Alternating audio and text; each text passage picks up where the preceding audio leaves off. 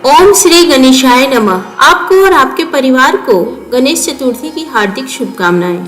आज की इस वीडियो में हम सुनेंगे विनायक चतुर्थी पर पढ़ी जाने वाली पौराणिक कथा, जिसको सुनने मात्र से हमारी सारी मनोकामनाएं पूर्ण होती है। श्री गणेश चतुर्थी व्रत की पौराणिक कथा के अनुसार एक बार भगवान शिव तथा माता पार्वती नर्मदा नदी के किनारे बैठे थे। वहां माता पार्वती ने भगवान शिव से समय व्यतीत करने के लिए चौपड़ खेलने को कहा।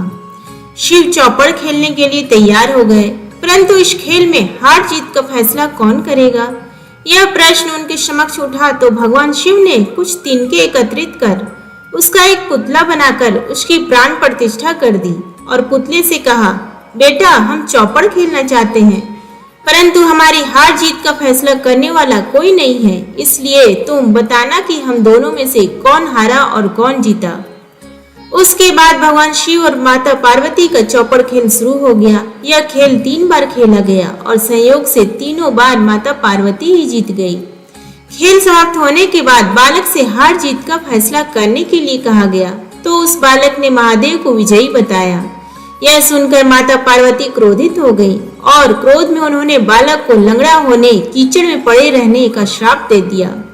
बालक ने माता पार्वती से माफी मांगी और कहा कि यह मुझसे अज्ञातवश ऐसा हुआ है, मैंने किसी द्वेष भाव में ऐसा नहीं किया।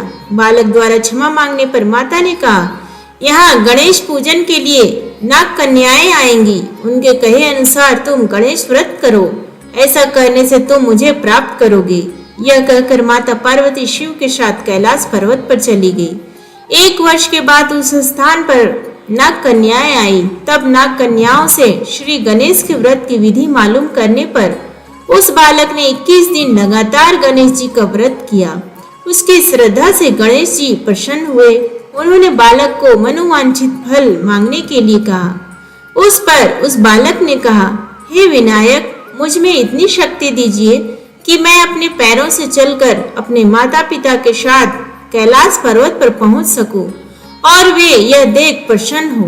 तब बालक को वरदान देकर श्री गणेश अंतर्ध्यान हो गए। इसके बाद वह बालक कैलाश पर्वत पर पहुंच गया और कैलाश पर्वत पर पहुंचने की अपनी कथा उसने भगवान शिव को सुनाई। चौपड़ वाले दिन से माता पार्वती शिव जी से विमुख हो गई थी, अतः देवी के रुष्ट होने पर भगवान शिव ने भी बालक के बताए अनुसार 21 दिनों तक श्री गणेश का व्रत किया। इस व्रत के प्रभाव से माता पार्वती के मन से भगवान शिव के लिए जो नाराजगी थी वह समाप्त हो गई। तब यह व्रत विधि भगवान शंकर ने माता पार्वती को बताई। यह सुनकर माता पार्वती के मन में भी अपने पुत्र कार्तिकेय से मिलने की इच्छा जागृत हुई। तब माता पार्वती ने भी 21 दिन तक श्री गणेश का व्रत किया तथा दूर्वा, फूल और लड्डुओं से गणेश जी का पूजन अर्चन किया। व्रत के 21वें दिन कार्तिकेय स्वयं माता पार्वती से आ मिले।